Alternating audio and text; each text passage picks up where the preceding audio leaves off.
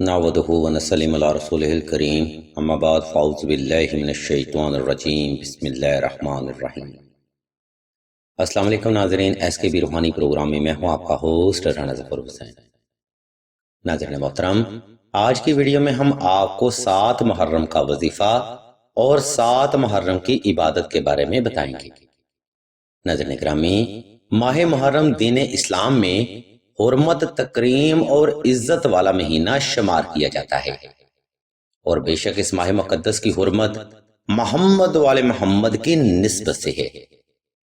اہل علم بیان فرماتے ہیں کہ یہ وہی عظیم ترین وقت ہے جس میں اللہ کی ذات نے اس حقیقت کو آشکار فرمایا تھا کہ اے ابلیس، جو میں جانتا ہوں وہ تم نہیں جانتے، اور پھر نبی کے نواسے اور علی کے لال نے وہ کر کے بھی دکھایا کہ آدم کو سجدہ کیا جانا کیوں ضروری تھا۔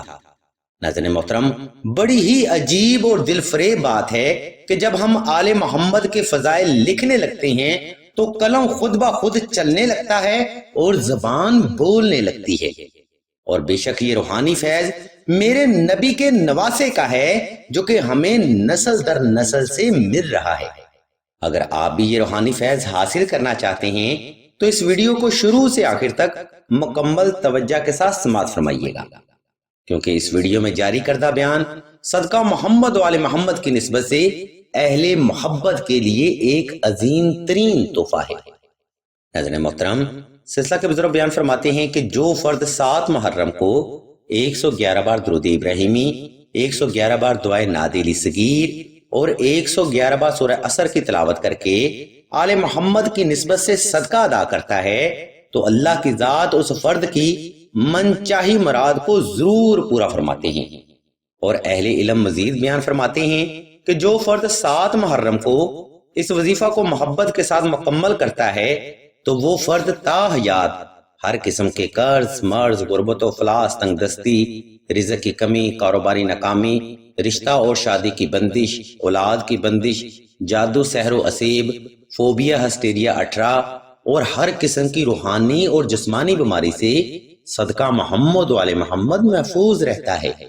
آپ فقط توجہ کے ساتھ 7 محرم کی عبادت اور وظیفہ کریں، وہ ودود و جبار و قہار و متکبر و خالق و مالک بھی آپ پر ضرور توجہ کرے گا۔ عزیزان محترم، ہر وظیفہ کو کرنے کے کچھ خاص اصول دین اسلام میں تصور کیے جاتے ہیں، اس لیے اگر آپ بھی 7 محرم کے وظیفہ سے فیض حاصل کرنا چاہتے ہیں تو آپ نے حاجت کا وظیفہ درجہ ذیل اصولوں پر کرنا ہے۔ مثال کے طور پر 7 محرم کا وظیفہ کرنے کے لیے آپ نے سب سے پہلے 2 رکعت صلاۃ الحاجت نفل اول شرط کے ساتھ ادا کرنے ہیں۔ نمبر 2، 7 محرم کا وظیفہ کرنے کے لیے سائل نے حسب استطاعت صدقہ بھی آل محمد کی نسبت سے ادا کرنا ہے۔ نمبر 3، یہ وظیفہ آپ خاص تنہائی میں کریں تاکہ آپ کی توجہ پل بھر بھی اپنے مقصد سے غافل نہ ہونے پائے۔ نمبر 4، 7 محرم کا وظیفہ آپ نے باوضو ہو کر اور خوشبو لگا کر کرنا ہے۔ سامعین گرامی، یہاں تک کا عمل 7 محرم کے وظیفہ سے فیض حاصل کرنے کے لیے بے حد ضروری سمجھا جاتا ہے، اس لیے ان بنیادی نکات میں سے آپ نے کسی ایک نقطے کو بھی ہرگز مس نہیں کرنا۔ سامعین محترم، اوپر بیان کردہ ترتیب پر عمل کرتے ہوئے آپ نے 7 محرم کو کسی بھی وقت کسی بھی مقام پر تنہائی کا خاص انتظام کر کے جائے نماز پر آلتی پالتی کی حالت میں بیٹھ جانا ہے۔ اس کے بعد آپ نے اسم اللہ کو تصور کر لینا ہے اور آنکھیں بند کر لینی ہیں۔ عزیزان گرامی، اس مقام پر آپ نے چند ایک سیکنڈ وقفہ لازمی کرنا ہے تاکہ آپ کا وجود اور دل کی دھڑکن نارمل ہو سکے۔ جب آپ حالت سکون میں آ جائیں تب آپ نے اسم اللہ کو تصور کرتے ہوئے 111 بار درود ابراہیمی، 111 بار دعائے نادیلی صغیر اور 111 بار سورہ عصر کی تلاوت کر لینی ہے۔